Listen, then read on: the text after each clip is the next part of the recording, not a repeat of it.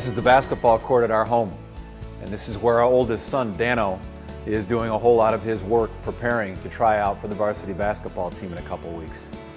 You know, earlier this summer and earlier in his high school basketball career over these last couple years, the one thing that I've often wondered about him is, as bad as he wants to be able to make these teams and be successful, is he really willing to put forth all the hard work, the endless hours, to get as good as he can be and really make this team and make an impact?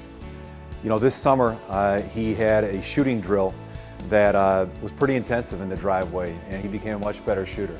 At the end of his shoot around in the driveway each evening, there was one rule of thumb, and that was you got to make 10 free throws in a row to be done for the day. And on one of those days this past summer, I was out rebounding for him. He was approaching the end of his workout where he had to make the 10 in a row. When he had just begun shooting the first shots to make 10 in a row, I actually got called inside the house because I had a call to take. And when I went to the house and took the call, I was pretty comfortable on the couch. It was like a 100-degree day. It felt good in the air conditioning, so I decided, and so I hung out inside. The next thing I knew, my wife was grabbing my arm, and all she said to me was, "He's still out there," which immediately meant to me, oh my gosh, my son is still out trying to make 10 in a row. So without saying a word, I just walked under the basket over here and started rebounding for him. And it was unbelievable. I actually had my hands right about here because in the dimly lit darkness, there was always a chance that a misfire would come off the rim and brain me. And it was during one of these shots, looking up through my hands at the basket and above that the backboard, that I realized I was looking beyond the backboard, and when I noticed the sky above, it was one of the most beautiful sights you can see, certainly in Michigan, and that is a starlit summer sky in Michigan. There's nothing like it. And there was something about the beauty of that sight that all of a sudden it dawned upon me what the heck was going on here. And what was going on here was that this wasn't some difficult, upsetting burden. This was me and my oldest son alone in a situation in which I got the opportunity, I had the privilege to see him demonstrate his will. A will that I was always unsure if it really existed or to what extent he'd be willing to take it.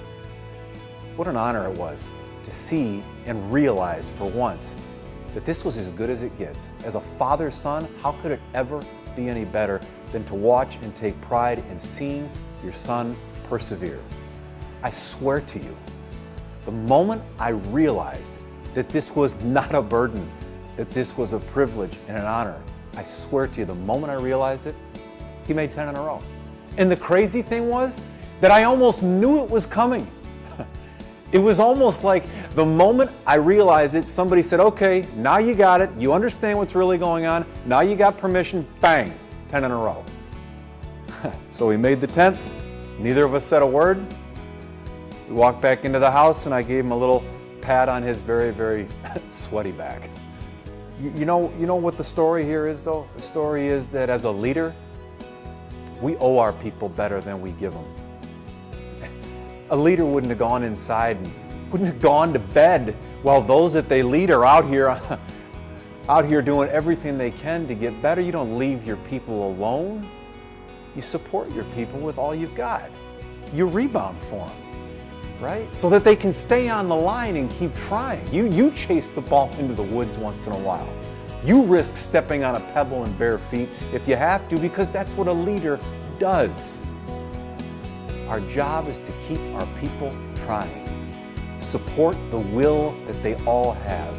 Encourage, support, and help them cross the finish line, which benefits us together. Let's go.